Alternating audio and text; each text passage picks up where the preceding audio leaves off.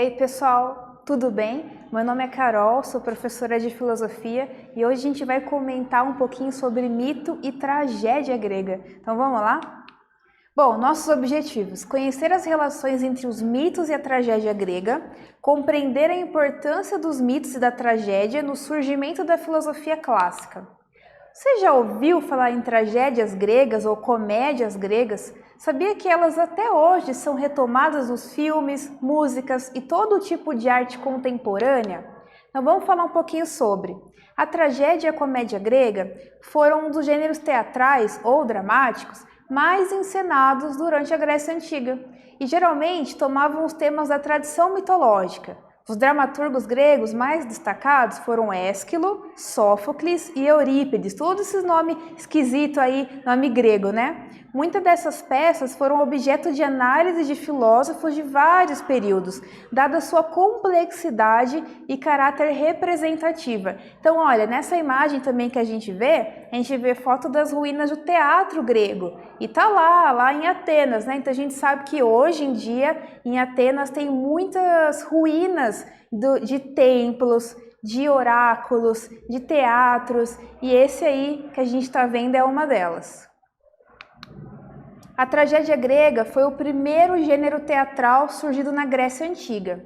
Para o pensador Aristóteles, grande pai da filosofia, né, a tragédia é um gênero capaz de causar emoções e transformações denominadas por ele de catarse, ou seja, a purificação dos sentimentos ruins. A etimologia da palavra tragédia vem do grego, sendo compostos pelos vocábulos tragos, bode, e oidé, canção, significa canção ao bode. E aí tem uma imagem, né, uma cerâmica com ilustração sobre a tragédia grega. E daí a gente pode comentar assim um pouquinho, como que essa questão da tragédia e da comédia ainda existe pra gente, e como que foi importante, né? Bom, a comédia grega, às vezes eles eram assim, os personagens principais não eram qualquer pessoas comuns, né? Mas eram aristocratas e pessoas importantes da época.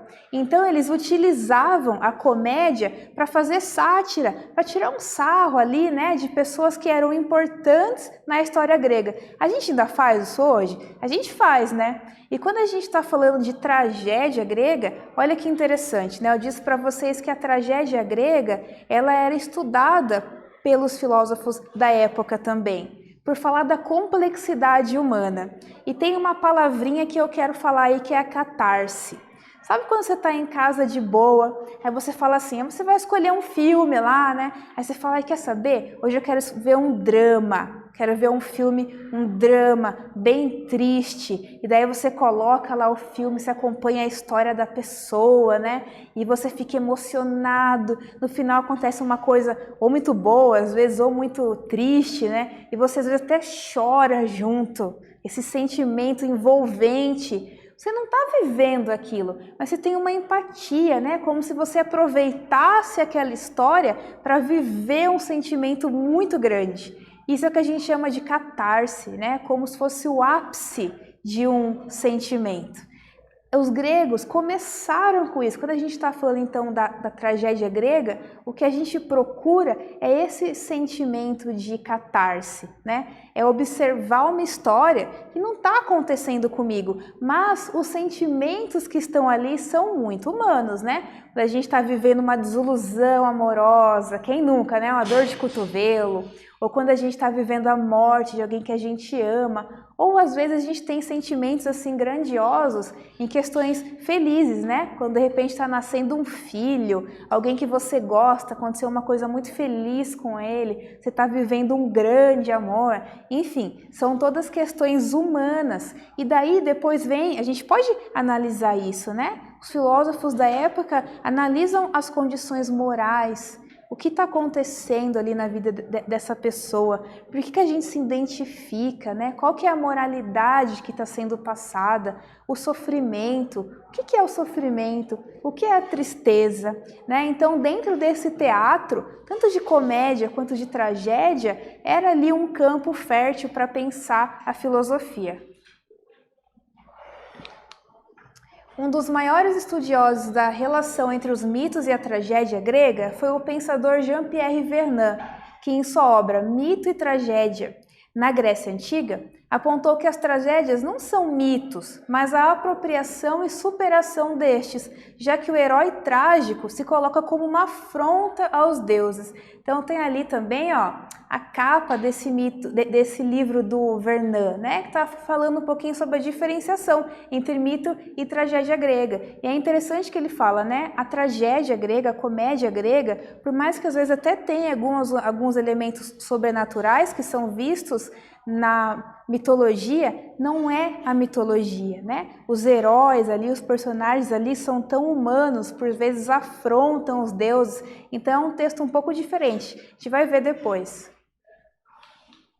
Bom, eu quero que agora que você escreva no caderno tópicos sobre as características da tragédia grega. Eu falei aqui algumas para vocês, né? A diferença entre o mito e a tragédia, a questão da catarse, né? Do nosso envolvimento sentimental com essa história. Então, coloque essas ideias aí no papel, certo? Agora é com você.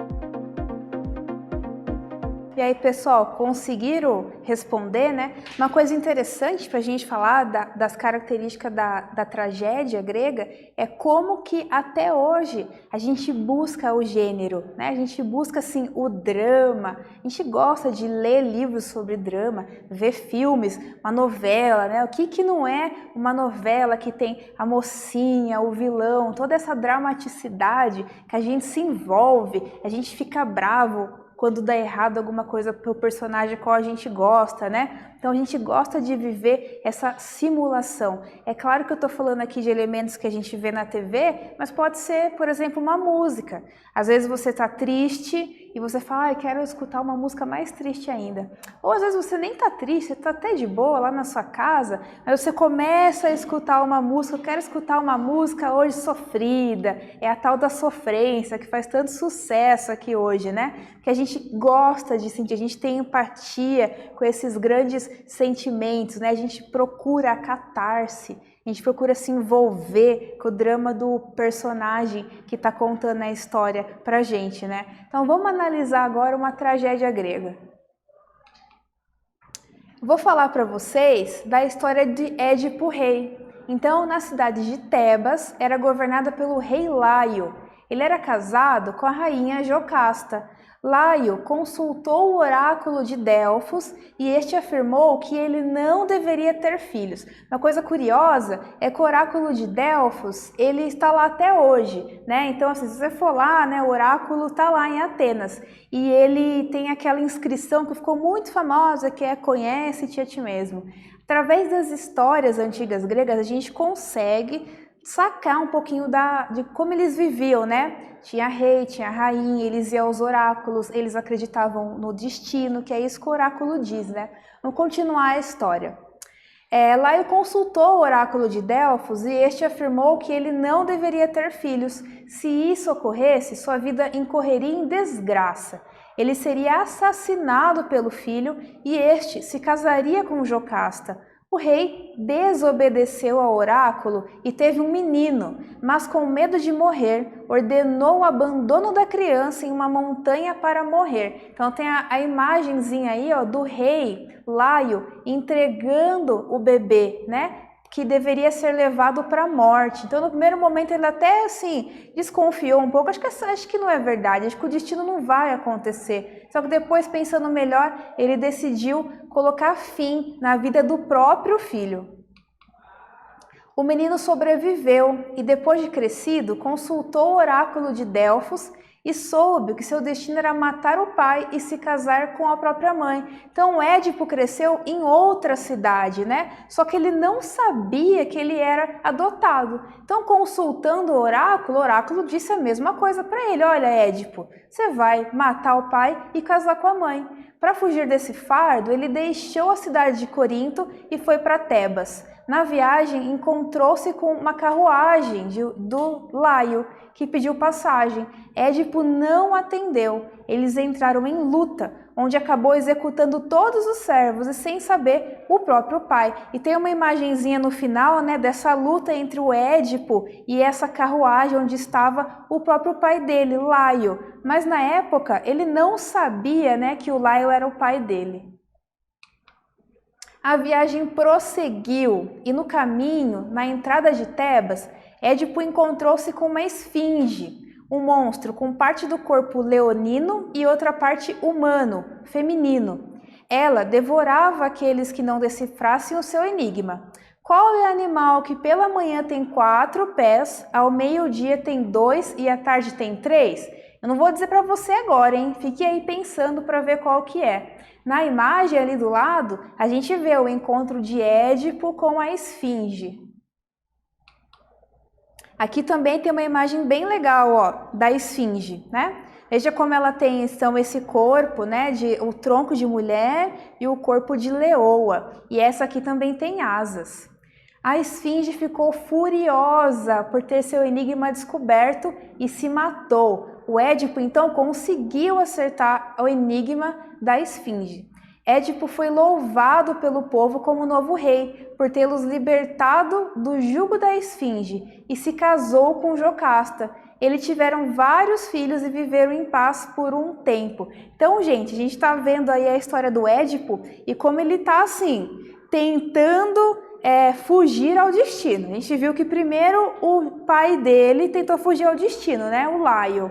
Só que já não deu certo, porque sem querer o Édipo acabou matando ele. Mas o Édipo também sabe do seu destino. Metade já foi feito, né? Ele matou o pai dele. Vamos continuar a história. Algum tempo depois, ocorreu uma peste em Tebas. Édipo consultou o oráculo para saber as razões de tal desgraça estar afetando a cidade. Ficou sabendo que a peste era consequência da morte de Laio e só teria fim após o assassino ser descoberto e castigado. Édipo acabou descobrindo que o assassino do Laio era ele mesmo, né? E então ele tinha casado com a rainha, a mulher do Laio. Jocasta era sua mãe. Por causa disso, realizou o ato extremo de cegar-se. E aí a gente vê uma imagem que é a própria tragédia grega, né? Várias pessoas ali em volta do Édipo lamentando, né? E com ira, com pesar, e o Édipo ali cego, tateando o ar, porque ele não aguentou viver, né? Não aguentou observar o que tinha acontecido com ele e cegou-se. A rainha, que então virou esposa, mãe do Édipo, se matou no final. Bom, gente, então veja, né, essa tragédia grega, e bota tragédia nisso, né? Ela nos fala algumas características da Grécia, como, por exemplo, a questão de confiar nos deuses, ir a templos, confiar em oráculos, pensar no destino, né? E também fala da questão da tragédia. Meu Deus, que situação é essa, né? Onde a pessoa tenta fugir a um destino, mas acaba se cumprindo, e o destino dele é o pior possível. Matou o pai, casou com a mãe e teve filhos com ela, né? No final ele não aguentou, ficou cego, a mãe morreu. É claro que é uma tragédia e a gente utiliza dessa tragédia para pensar um pouco na complexidade da vida humana. A psicologia percebe nos mitos e nas tragédias uma chave de acesso à mente humana. E diversos mitos e tragédias são tomados como metáforas de nossa psique, como é o caso do chamado Complexo de Édipo, que foi utilizado por Freud para analisar os traumas de infância e a relação que temos com os nossos pais. E aí, galera, viram como foi assim, né, a história do Édipo? Mas tem uma coisa que eu não respondi, né? A resposta que a Esfinge perguntou, o enigma da Esfinge. Então eu perguntei aqui para vocês, em um dos momentos do mito, o Édipo encontrou-se com uma esfinge que lhe propôs um enigma. Qual é o animal que pela manhã tem 4 pés, ao meio-dia tem 2 e à tarde tem 3? Então, assim, tente descobrir, né? Descubra aí qual que é o enigma da esfinge. Vamos ver se você consegue fazer, certo? Agora é com você.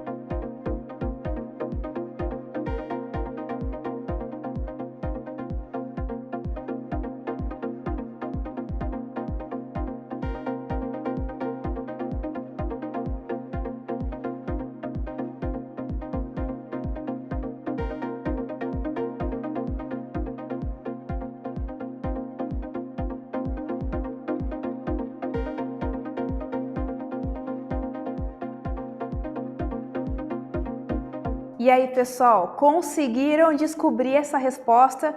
Será que eu conto para vocês, hein? Como a prof aqui é muito boazinha, não vou deixar você com essa pulga atrás da orelha. Esse animal que a esfinge perguntou ao Édipo é o próprio homem, né? Quando nós somos bebê, nascemos, nós andamos em 4 patas, 4 apoios, né? Quando nós somos jovens, fortes, a gente anda só com os 2 pés. Mas quando nós somos idosinhos, a gente usa um terceiro apoio, né? Uma bengalinha, certo? Espero que vocês tenham acertado aí, se livrado da maldição da esfinge. Então vamos continuar aqui. Retomando o que a gente conversou. Os mitos e as tragédias gregas são objeto de estudo de diversos pensadores até os dias de hoje, por seu poder interpretativo. Na psicologia, os mitos e tragédias são tomados como chave de entendimento da mente humana. Os mitos e tragédias são um tipo de literatura pré-filosófica, cuja leitura são fundamentais para a compreensão do surgimento da filosofia ocidental na Grécia Antiga. E aí, gente, a gente falou hoje um pouco sobre a tragédia grega, né? Como que a gente ainda busca ela hoje, o que ela significou na Grécia e o que é pra gente hoje. Eu espero que vocês tenham gostado, adorei estar aqui conversando com vocês sobre isso. Até mais!